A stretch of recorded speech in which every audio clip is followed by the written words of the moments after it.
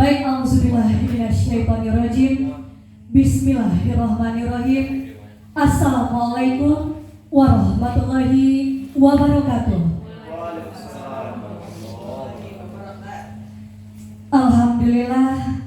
Alhamdulillahillazi hadana li hadza wa ma kunna linahtadiya laula an hadanallah.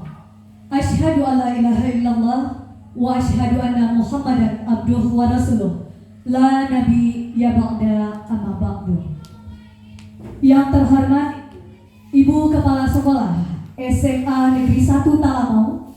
Seterusnya, yang terhormat Ibu-ibu Wakil Kepala Sekolah SMA Negeri 1 Talamau.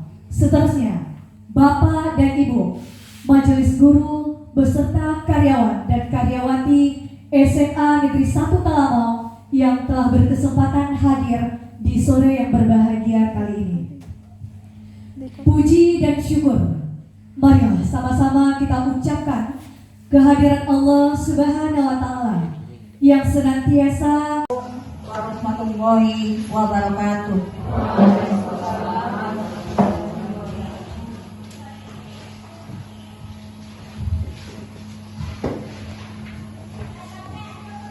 A'udzubillahi minasyaitonirrajim. Bismillahirrahmanirrahim. Qad aflahal mu'minun alladzina hum fi sholatihim khashi'un. Assalamualaikum warahmatullahi wabarakatuh. Alhamdulillahirrabbilalamin. Salatu wassalamu ala asrofil anbiya'i wal mursalin wa ala alihi wa sahbihi rasulillahi ajma'in.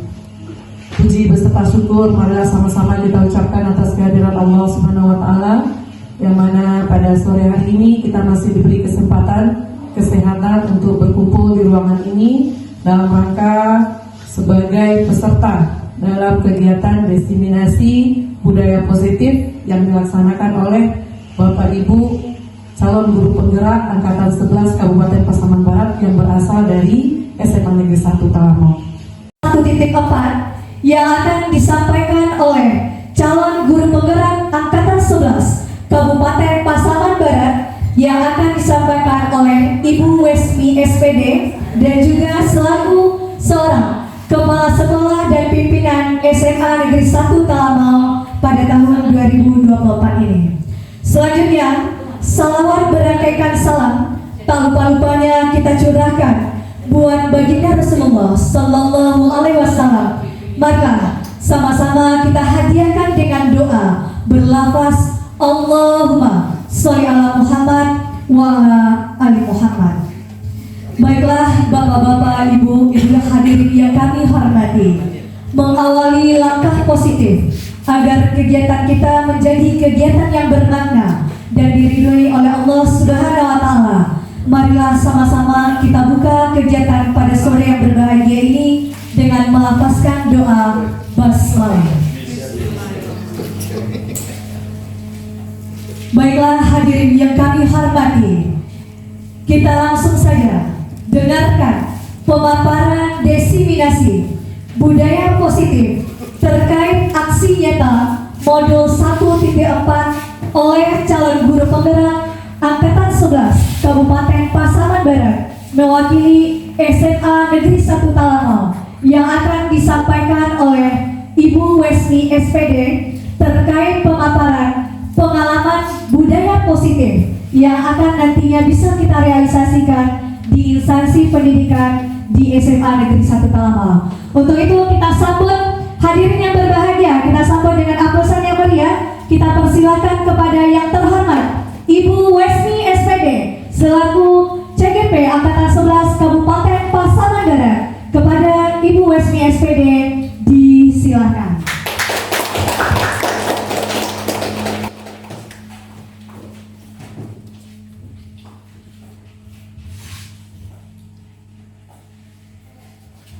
Bismillahirrahmanirrahim. Assalamualaikum warahmatullahi wabarakatuh. Alhamdulillahirabbil alamin wassalatu wassalamu ala asrofil anbiya'i wal mursalin wa ala alihi wa ashabihi rasulillahi ajmain. Puji syukur kepada Allah, di sore ini kita masih bisa berkumpul di ruangan yang sederhana ini dalam rangka untuk menyebarkan pemahaman dan pengalaman budaya positif. Mudah-mudahan apa yang kita lakukan pada saat ini selalu mendapatkan keberkahan dan ridho dari Allah Subhanahu wa Ta'ala. Dan salawat, berangkaikan salam kepada Nabi besar kita Muhammad SAW. Kita kirimkan doa, Allahumma sholli ala Muhammad wa ala ali Muhammad. Yang kami hormati Ibu Wakil Kepala SMA Negeri 1 Talamau, Bapak Ibu Majelis Guru yang sudah hadir di ruangan yang berbahagia ini. Baik Bapak Ibu, saya ingin menyampaikan aksi nyata tentang budaya positif, menyebarkan pemahaman dan pengalaman budaya positif. Konsep utama modul budaya positif ini itu ada 7. Yang pertama adalah perubahan paradigma belajar, kemudian yang kedua adalah disiplin positif, yang ketiga adalah kebutuhan dasar manusia, yang keempat motivasi perilaku manusia, yang kelima posisi kontrol restitusi, yang keenam keyakinan kelas, dan ketujuh segitiga restitusi. Budaya positif inilah nanti yang merupakan perwujudan dari nilai-nilai atau keyakinan yang akan kita terapkan nanti di sekolah.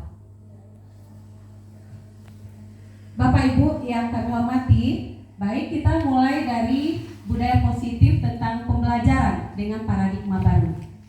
Yang mana di sini dirancang berdasarkan prinsip pembelajaran yang terdiferensiasi sehingga setiap siswa belajar sesuai dengan kebutuhan di tahap perkembangan untuk mewujudkan profil pelajar Pancasila. Jadi kita di sini para pendidik, kita harus dituntut untuk memenuhi kebutuhan siswa. Jadi selama ini kita hanya memenuhi kebutuhan pendidik saja, kebutuhan kita, bukan kebutuhan para peserta didik. Jadi sekarang yang perlu kami tekankan adalah dalam kita melaksanakan proses pembelajaran itu yang terutama adalah kebutuhan peserta didik yang harus kita penuhi, bukan kebutuhan kita para guru. Nah itu yang pertama harus yang kami tekankan. Kemudian nanti setelah itu barulah tercipta para peserta didik yang memiliki profil pelajar Pancasila. Yang pertama itu bisa digambarkan profil pelajar Pancasila itu peserta didik kita ini harus memiliki rasa beriman, bertakwa kepada Tuhan Yang Maha Esa dan berakhlak mulia. Jadi setiap peserta didik ini harus kita jadikan dia merasa dirinya ini memiliki segala sesuatu yang bisa diambil nilai positifnya. Jadi ada tergambar rasa bersyukur terhadap dirinya dalam bentuk apapun itu. Jadi harus terpancar di diri siswa peserta didik itu adalah rasa syukur yang paling mendalam yang ada pada dirinya. Kemudian yang kedua adalah berkebinekaan global. Nah, ini para peserta didik kita harus tanamkan bahwasanya kita memiliki perbedaan yang beragam. Kita harus memiliki toleransi antar sesama teman. Nah, itu yang perlu kita tekankan kepada peserta didik kita nantinya. Kemudian tentu semangat bergotong royongnya, bekerja sama, berkolaborasi, kemudian saling bermandiri sehingga dia nanti bisa menciptakan sesuatu yang kreatif, kemudian nanti bernalar kritis. Itu peserta didik kita yang harus kita gambarkan ke depannya ketika kita sebagai seorang pendidik. Kemudian yang kedua, budaya positif yaitu disiplin positif. Yang mana di sini dalam budaya kita makna disiplin itu sebagai sesuatu yang dilakukan seorang pada orang lain untuk mendapatkan kepatuhan.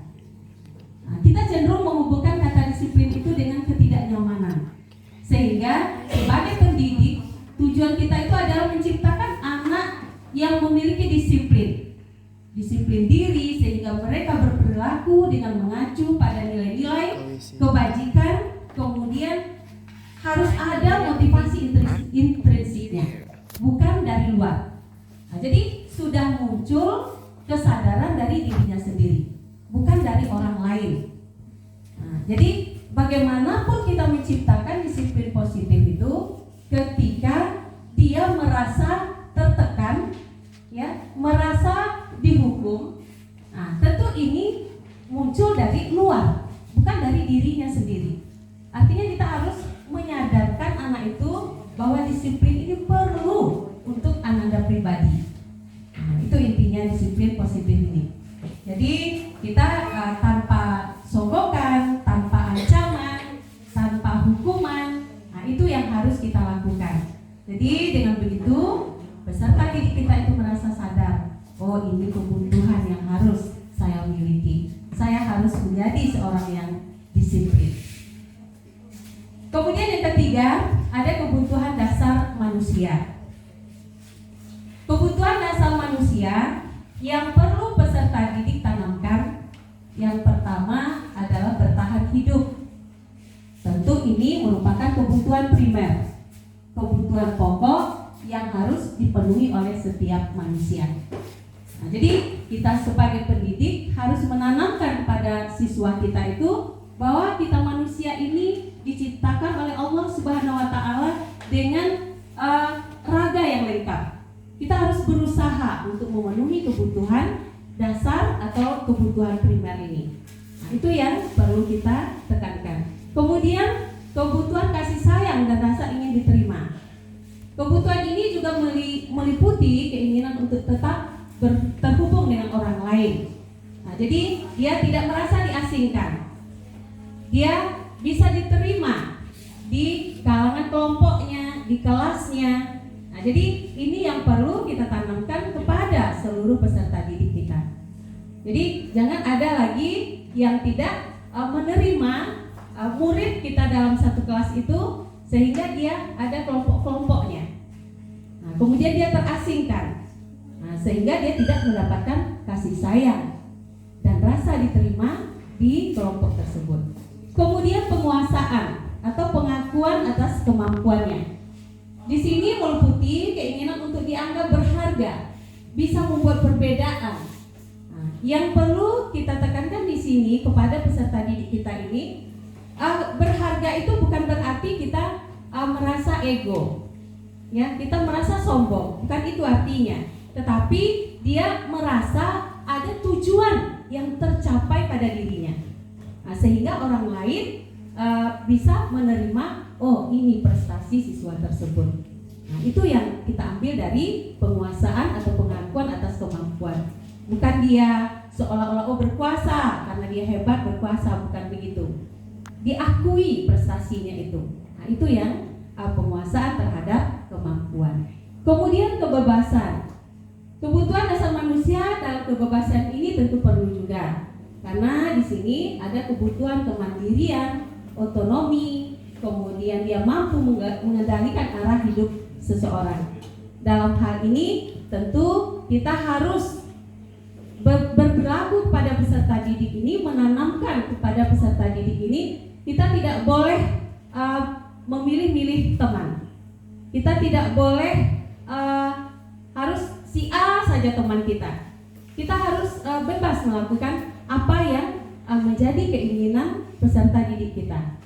Nah, terkadang kan dia merasa bosan dengan itu saja. Temannya sekelompok hanya 4 orang saja selalu. Nah, terkadang yang diharapkan oleh teman-temannya yang lain, dia ingin juga berteman dengan yang berbeda. Nah, jadi harus ada sebuah bentuk kebebasan. Kebebasan itu bukan berarti segalanya bebas, bukan begitu. Tapi dia tidak merasa tertekan di situ. Nah, ini yang penting kita tanamkan kepada peserta didik kita. Kemudian kebutuhan yang kelima adalah kesenangan. Ini adalah kebutuhan untuk mencari kesenangan, bermain dan tertawa. Kita seorang peserta didik tidak monoton hanya menyampaikan materi saja secara terus-menerus. Tapi kita sekali-kali perlu juga mengajak mereka bercanda, bermain. Nah, sehingga dia merasa bahagia dalam menerima materi yang akan kita sampaikan.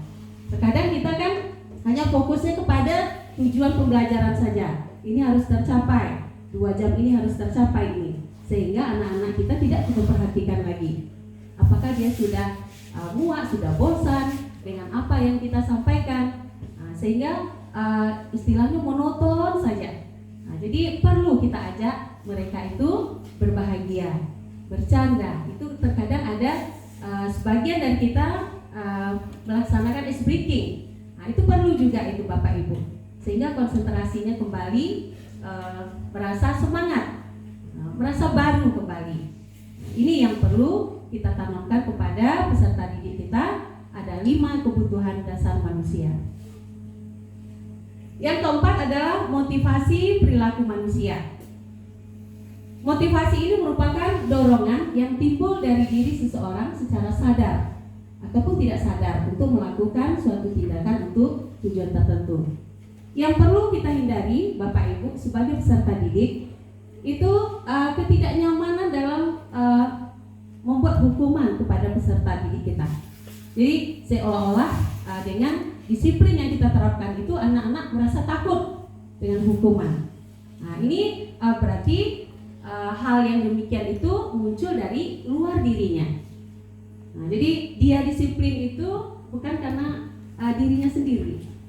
Dia disiplin itu bukan atas kesadarannya, tapi dari kita para peserta didik. Ini yang perlu kita hindari.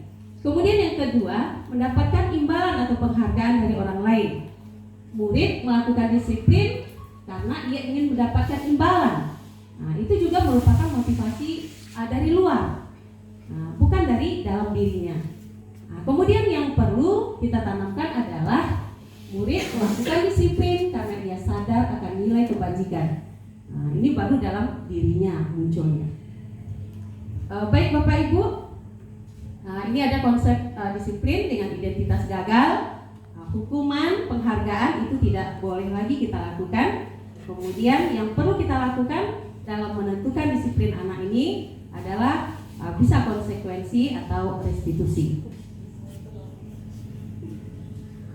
Kemudian konsep disiplin tadi sudah disampaikan juga oleh teman guru penggerak yang satu tadi, itu tentang pengertian restitusi, kemudian bagaimana ciri-ciri restitusi. Nah, ini perlu kita pahami bersama kembali sehingga nanti apa yang harus kita lakukan terhadap hal-hal mengenai budaya positif ini harus kita ketahui bersama terlebih dahulu.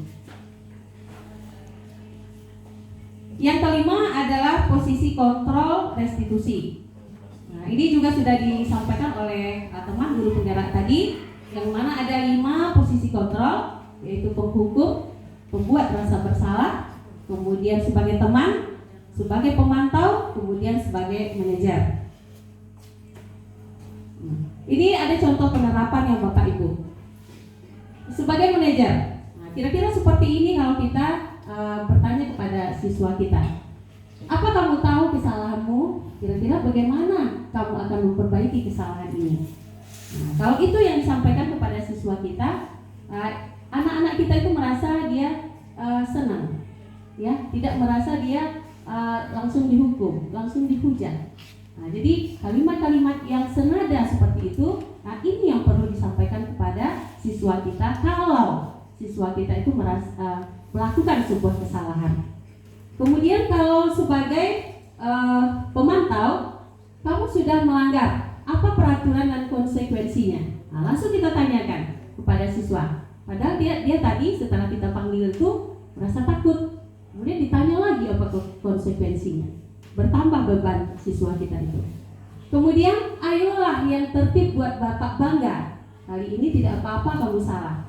Nah, ini sebagai teman ini, ya, yang membuat anak-anak itu mungkin tidak takut, tetapi dia menganggap kita ini teman, sebagai teman, sehingga dia emosinya itu udah mulai stabil. Nah, seperti itu. Kemudian pembuat rasa bersalah. Beberapa kali Bapak harus memberitahu kamu, jujur, kecewa sama kamu. Nah, ini seolah-olah mereka terlalu tidak bisa lagi memperbaiki kesalahannya. Jadi nggak boleh sebenarnya kalimat ini yang kita lontarkan kepada peserta didik kita. Jadi dia, bapak ini nanti kecewa, sedih bapak ini gara-gara saya. Padahal dia kan masih bisa memperbaiki kesalahannya. Kemudian sebagai penghukum, patuhi aturan sekolah lalu berdiri di depan barisan. Nah, ini yang sering kita lakukan. Kita selalu membuat anak itu berbeda dengan yang lainnya. Kalaulah ini yang kita terapkan, berarti anak ini otomatis tidak akan mau berubah dari waktu ke waktu. Yang kita terapkan adalah dari 5 contoh penerapan ini adalah sebagai seorang manajer. Ini dari 5 poin. Posisi kontrol yang terbaiknya adalah posisi kita sebagai manajer. Kemudian yang keenam, budaya positif yaitu keyakinan kelas. Mengapa kita memiliki peraturan tentang penggunaan helm pada saat mengendarai motor? Ini pertanyaan pemantiknya. Mengapa keyakinan tidak peraturan? Mengapa keyakinan tidak peraturan? Begitu. Jadi hal ini tentu ada bedanya antara keyakinan dan peraturan. Karena kalau peraturan itu ini tidak boleh dilanggar dan harus ada sanksinya. Tapi kalau keyakinan itu para pelanggar atau para pembuat kesalahan itu yang membuat keyakinannya. Kalau begitu bertambah sedikit sebagai pembuat kesalahan. Jadi kalau keyakinan itu kan dibuat oleh peserta didik secara bersama, kemudian dia lakukan, kemudian dia merasa bertanggung jawab. Tapi coba kalau yang membuat itu kita sendiri, maka dia semakin banyak melakukan kesalahan. Tapi kalau mereka sendiri yang membuat, maka semakin sedikitlah kesalahan yang terjadi itu. Cara membuat keyakinan kelas ini kemarin kami juga sudah bersama anak-anak F1 lanjutan ini membuat sebuah keyakinan kelas yang mana ada 3 tahap dalam pembuatan keyakinan kelas ini. Yang pertama tentu berdiskusi tentang peraturan, bagaimana peraturan menurut mereka, apakah merasa cocok atau tidak. Kemudian memutuskan peraturan menjadi kenyataan.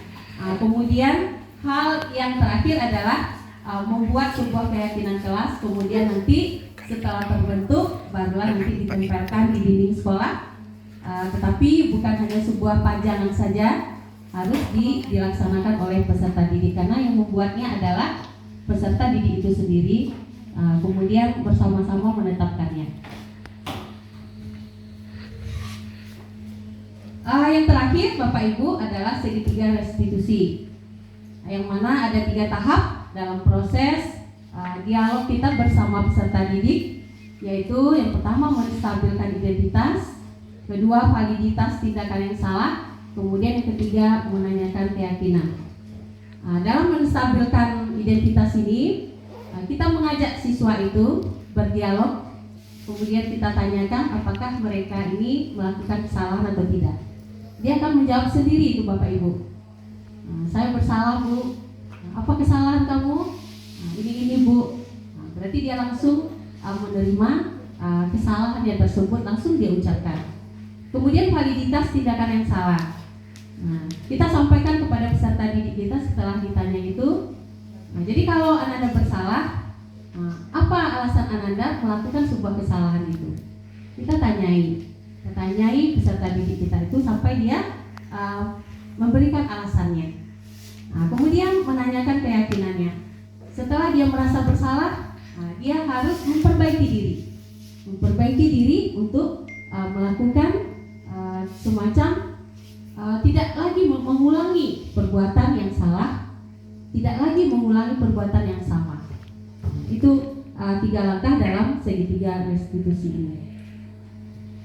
Jadi Bapak Ibu semua, baik setelah kita menyampaikan tadi ada 7 budaya positif, dapat kita tarik kesimpulan Bapak Ibu dalam menerapkan segitiga restitusi nanti pada masalah yang muncul dengan menempatkan diri pada posisi kontrol manajer. Maka aspek yang dikembangkan pada murid adalah motivasi, yang muncul dari dalam diri untuk mencapai sesuatu demi memuaskan diri peserta didik kita tanpa dipengaruhi oleh orang lain. Sehingga pemahaman nilai kebajikan dapat tumbuh dan berkembang sehingga nantinya menjadi kebiasaan positif dalam dirinya. Sehingga nanti peserta didik kita akan terbentuk peserta didik yang memiliki profil pelajar Pancasila. Mungkin itu Bapak Ibu yang bisa kami sampaikan pada kesempatan ini. Mari sama-sama kita nanti berkolaborasi, bekerja sama untuk meraih, mencapai kesepakatan kita dalam menerapkan budaya positif ini. Mari bergerak dan menggerakkan. Itu yang kita harapkan. Mohon maaf atas segala kekhilafan. Wabillahi taufiq wal hidayah. Assalamualaikum warahmatullahi wabarakatuh. Itulah tadi penampilan penyampaian diseminasi budaya positif dari CGP Angkatan 11 Utusan dan Perwakilan SMA Negeri 1 Talamau oleh Ibu Wesmi SPD. Sekali lagi kita ucapkan terima kasih banyak kepada Ibu dengan iringan aplaus yang meriah sekali lagi untuk Ibu Wesmi SPD yang telah berbagi praktik baik terhadap teori budaya positif yang bisa kita terapkan di lingkungan SMA Negeri 1 Talamau. Dalam hal ini izinkan kami juga mengutip apa yang sudah disampaikan beliau tadi, bahwasanya dengan pemaparan terkait teori pembiasaan budaya positif tadi itu tentunya didasarkan dan berbasis kepada nilai-nilai kebajikan universal sehingga bisa nantinya berujung kepada tujuan yang bisa melahirkan siswa yang berprofil Pancasila sesuai dengan 6 dimensi dari siswa yang berprofil pelajar Pancasila. Nah, dalam hal ini berakhir pula lah rangkaian acara dalam menyaksikan pemaparan aksi nyata terkait budaya positif dari CGP 2 CGP Angkatan 11 Kabupaten Pasaman Barat dari SMA Negeri 1 Talamau. Semoga apa yang telah disampaikan tadi dari para bapak dan ibu CGP itu bisa menjadi hal-hal yang positif bagi kita bersama sehingga pertemuan di sore yang berbahagia ini menjadi sebuah pertemuan yang bermakna bagi kita bersama dan melahirkan sebuah wawasan baru dan pengalaman baru yang bisa diterapkan di lingkungan SMA Negeri 1 Talamau. Terima kasih kepada Bapak dan Ibu CGP yang sudah sedia untuk berbagi kepada rekan sejawat di SMA Negeri 1 Talamau. Semoga juga nantinya Bapak dan Ibu lainnya juga tertarik ikut dalam kegiatan program guru penggerak di angkatan yang selanjutnya. Dan kita doakan bersama juga kepada Bapak Ibu CGP yang sedang menjalani program pendidikan di angkatan 11 tahun 2024 ini. Semoga lancar menjalani pendidikan selama 7 bulan ke depan lebih kurang dan semoga diberi kemudahan juga untuk menyelesaikan tahapan pendidikannya. Amin amin ya rabbal alamin. Sekali lagi kita ucapkan terima kasih.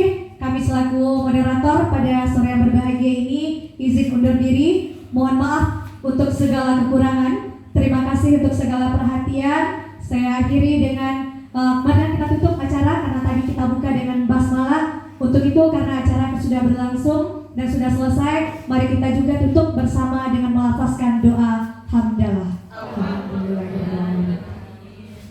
Sekali lagi terima kasih untuk segala perhatian. Mohon maaf atas segala kekurangan. Wabillahi taufiq wal hidayah. Assalamualaikum warahmatullahi wabarakatuh.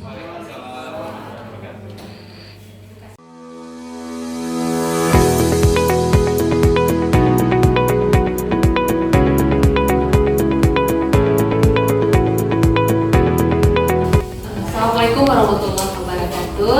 Waalaikumsalam warahmatullahi wabarakatuh. Bagaimana kabarnya hari ini, Ananda?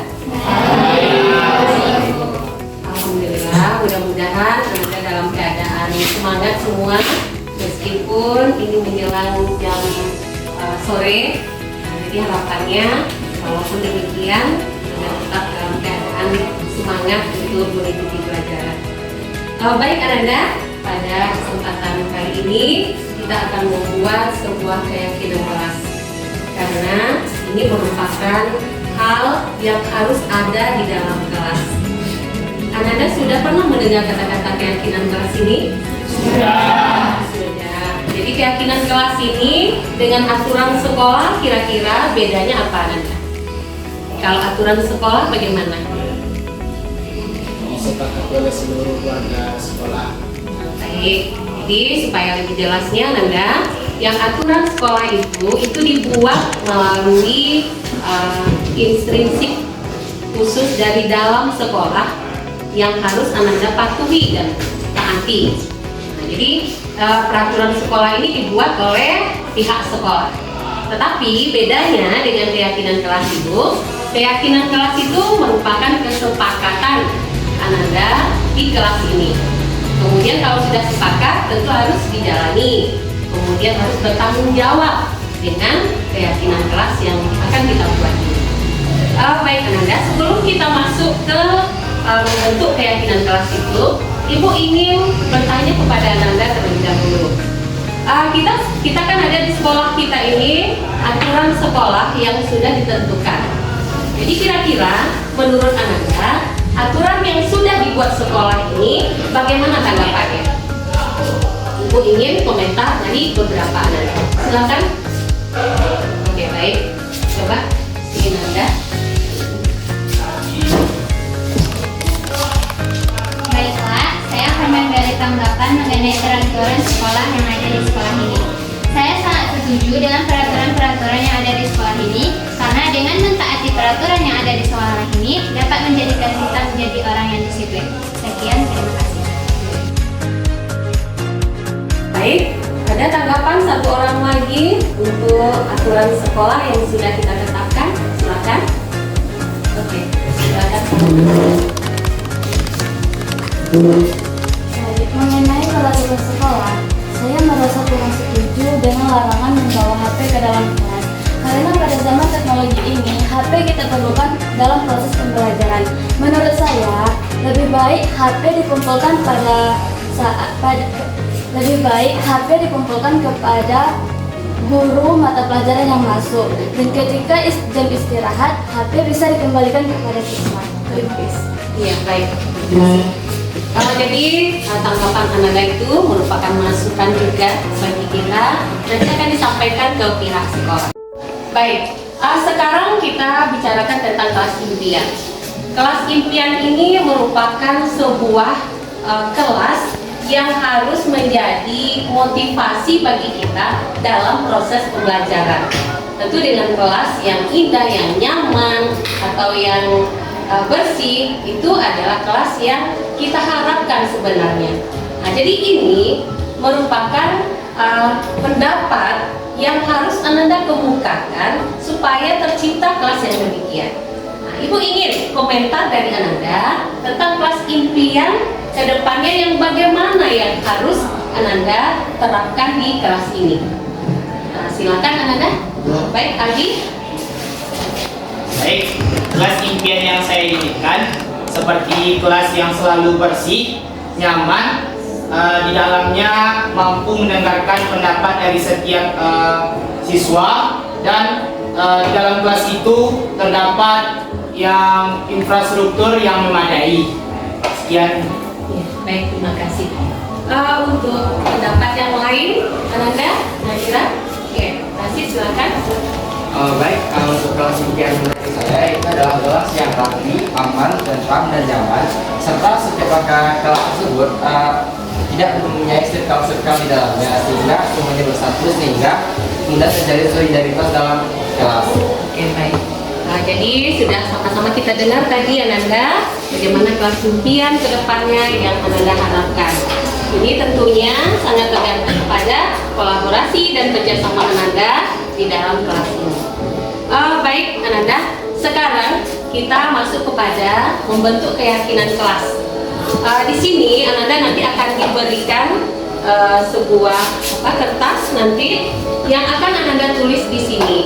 Jadi keyakinan kelas itu tentu ini harus mengenai tanggapan ataupun pernyataan dari Ananda yang ingin kesepakatan atau keyakinan kelasnya itu begini seharusnya di kelas ini. Jadi Ananda tuliskan di kertas ini, nanti kemudian Ananda tempelkan di papan ini. Setelah itu nanti baru kita kelompokkan masing-masingnya tanggapan dari Ananda.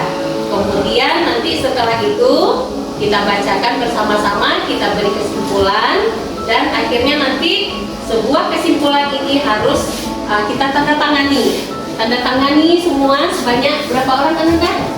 27. Sebanyak 27 orang. Jadi nanti setelah kita sepakati simpulannya bersama-sama, nanti kita tanda tangani di sini. Nah, baik Ananda, kalau begitu kita mulai untuk memberikan sebuah kalimat yang positif di sini tentang keyakinan kelas yang Ananda harapkan ada di kelas ini. Oke, sudah mengerti? Sudah.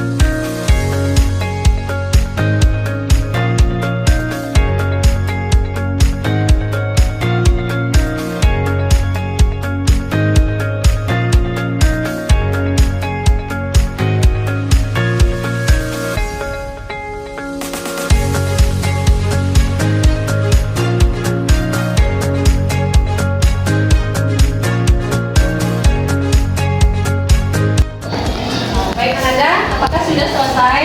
Sudah. Sekarang masing-masing Ananda menempelkannya di papan tulis ini. Biar kita perhatikan nanti bersama. Silakan.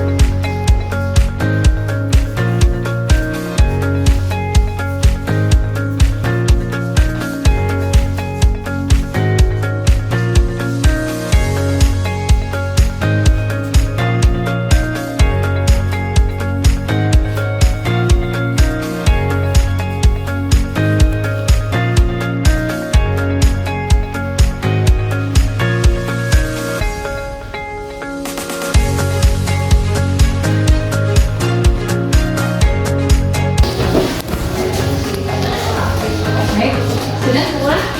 Sudah terangkan? Baik Ananda, kita akan lihat satu-satu. Nanti akan kita kelompokkan menjadi 4 keyakinan kelas yang dari masing-masing dari komentar ataupun tulisan kalimat yang Ananda tulis di papan tulis. Silakan Samka dibacakan ke depan. Ini satu Ananda. Ya.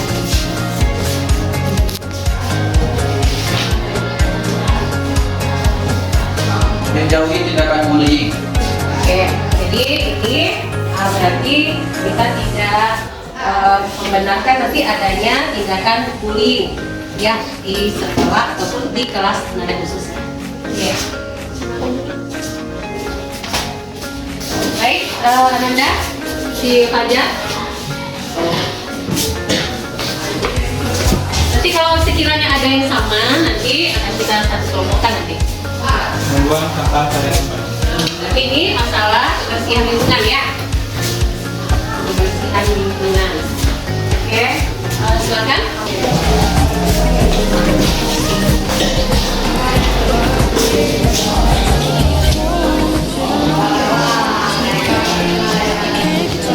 Hubungan yang baik ataupun prinsipnya hubungan yang baik kita teman sekolah.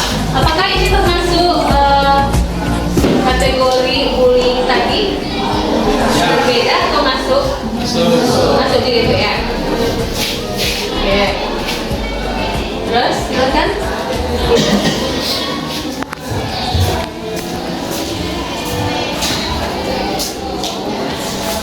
Yang pertama, menjaga kebersihan kelas. Yang kedua, tidak ribut di dalam kelas. Oke, berarti tentang kebersihan sama dengan tadi membuang sampah pada tempatnya. Oke. Terus lanjut.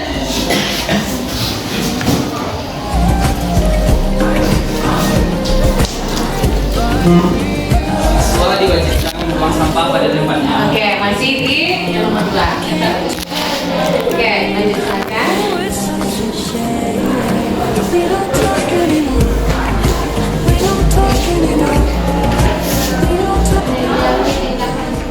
Oke, berarti nomor 1. Silakan.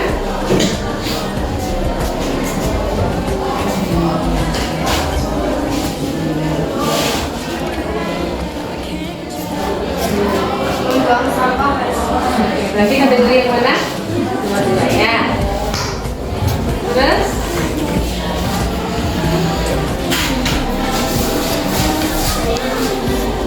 Udah pakai rapi. Pakaian rapi, nanti termasuk mana? Belum ada ya? Di sini. Oke, lanjut.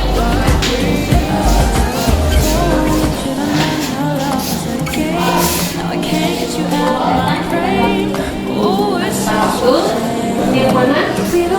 Yang mana? Oke, kan?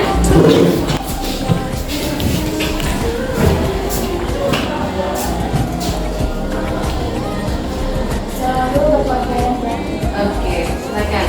Mana? Maju.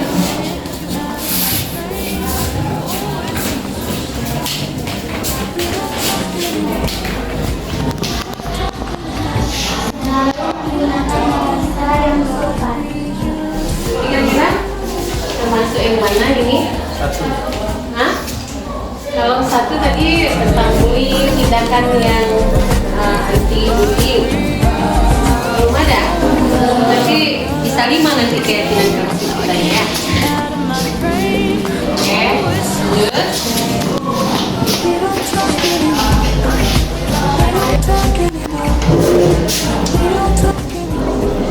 Yang pertama, kita boleh berbicara saat guru menyenangkan pembelajaran. Yang kedua, mengenakan pakaian yang rapi. Oke, berarti yang nomor 3. Ayo, lanjut.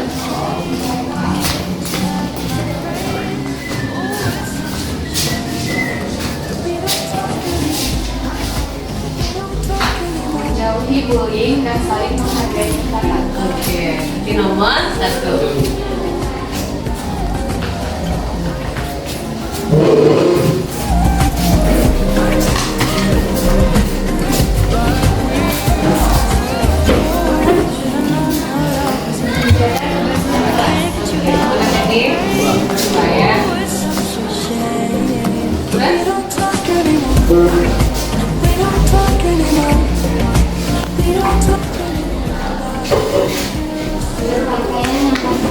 Oke, masuk. Yang nomor 3. Kan?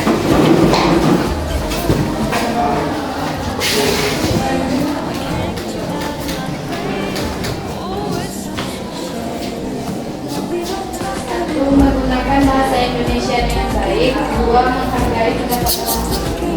Mana itu kira-kira? Ini apa tadi? Makan?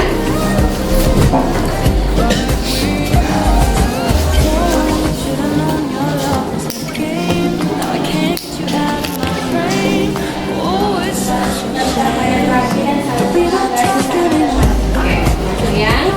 kemudian tiga. Terus?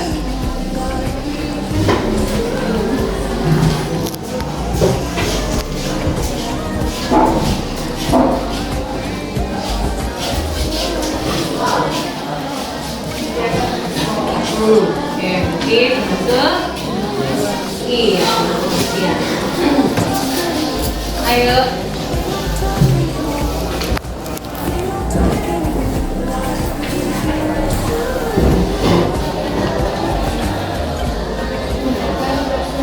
Oke. Kan?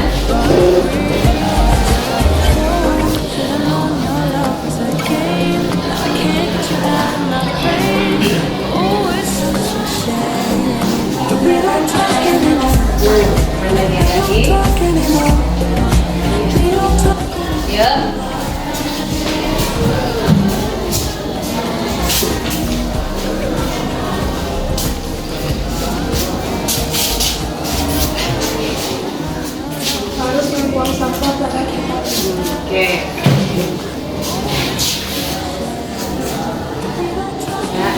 Ayo, Abel.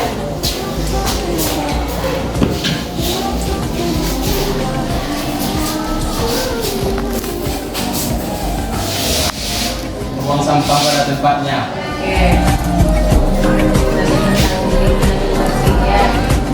Oke, lanjut.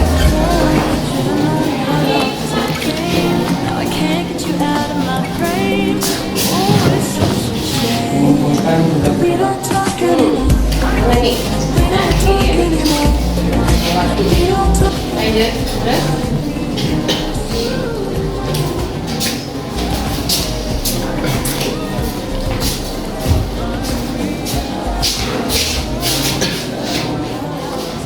Selalu berbahasa yang sopan.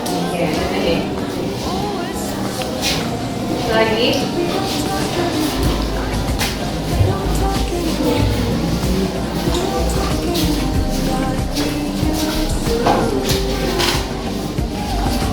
Yang pertama, tidak boleh terlambat, membuang sampah pada tempatnya, menghargai teman dan dulu. Wah, berarti udah mencakup tiga-tiganya ini ya. Mana tadi? Ya, nggak boleh. Pertama apa tadi? Lambat ini, terus ini, terus sebagai teman mana nih? Satu, nomor satu. Oke, berarti terserah lagi yang mana nih. Oh, baik. Nah, nanti kita sudah memiliki kelompok keyakinan kelas masing-masing. Ada di papan ini kelompoknya dibagi menjadi 5. Nanti dalam kelompok masing-masing ini kita pilih kalimat yang tepat dari hasil kalimat yang Ananda tunjukkan di papan tulis ini. Baik Ananda, tadi sudah Ananda kelompokkan hasil daripada kalimat tentang keyakinan kelas yang Ananda tulis pada kertas ini. Sekarang kita akan membuat keyakinan kelas itu berdasarkan hasil daripada kelompok yang ini. Berarti nanti kita buat 5 keyakinan kelas kita. Oke, yang nomor 1 tadi sudah dibacakan oleh teman-teman Ananda. Kira-kira kesimpulannya dari yang kelompok pertama ini apa yang harus kita buat keyakinan kelas kita? Siapa? Oke, Abi. Jauhi tindakan bullying. Oke, berarti menjauhi tindakan bullying. Yang nomor 2, keyakinan kelas kita nomor 2 ini yang sudah dibacakan teman tadi, apa kira-kira Nanda yang kalimat yang tepat yang harus kita buat? Oke, Abel, silakan. Jaga kebersihan kelas. Oke, jadi menjaga kebersihan kelas itu merupakan keyakinan kelas kita yang kedua. Yang ketiga, tadi sudah dibacakan teman-teman Ananda tadi. Kira-kira kalimat yang tepat untuk keyakinan kelas kita nomor 3. Siapa yang bisa? Oke. Selalu berpakaian yang rapi. Oke, yang kelompok nomor 4 ini siapa tadi? Ayo dulu ke sana. Menghargai waktu. Nah, menghargai waktu. Kemudian yang kelima, oke, pada Gunakan kata yang baik dan benar. oke, menggunakan bahasa yang baik dan benar.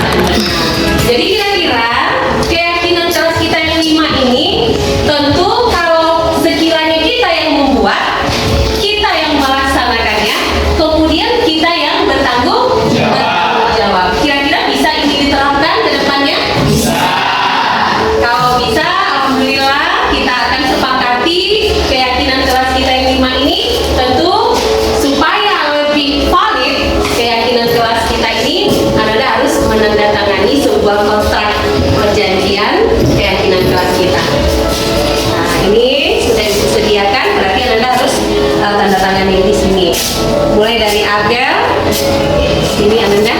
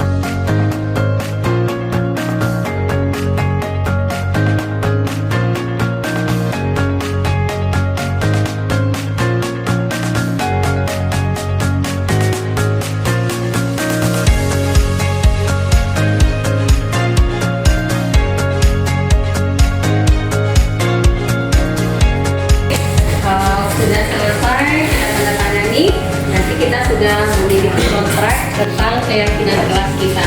Jadi ini nanti setelah nanti kita buat di dalam boleh karton ataupun bentuk lain, kemudian nanti kita tempelkan di kelas kita ini. Itu bukan hanya sekedar pajangan ya Nanda, tetapi tentu keyakinan kelas yang sudah kita sepakati tentu kita akan laksanakan, kemudian harus bertanggung jawab. Nah, kira-kira keyakinan kelas yang kita buat ini dengan hasil kesepakatan bersama, apakah Ananda merasa Ananda ini dipaksa untuk melakukan hal yang 5 poin ini Ananda? Tidak. Karena ini adalah hasil daripada musyawarah dan kesepakatan kita bersama. Baik, kalau begitu kita akhiri pertemuan kita kali ini dalam membentuk keyakinan kelas. Ibu mengucapkan terima kasih banyak dan mohon maaf kalau ada kesalahan. Wabillahi taufiq wal hidayah. Assalamualaikum warahmatullahi wabarakatuh. Kalau begitu, karena kesepakatan atau keyakinan kelas sudah kita buat, secara bersama-sama kita beri dulu tepuk tangan atau aplaus.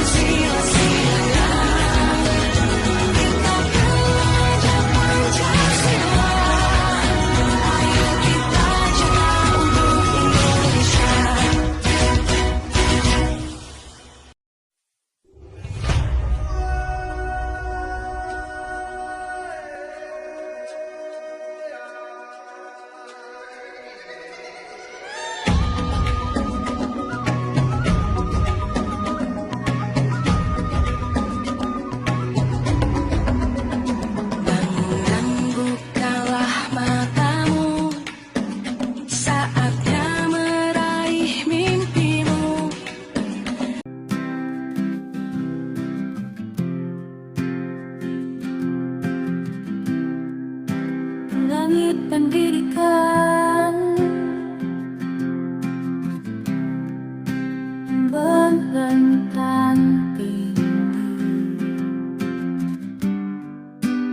Di sana terdapat pelangi yang berkilau.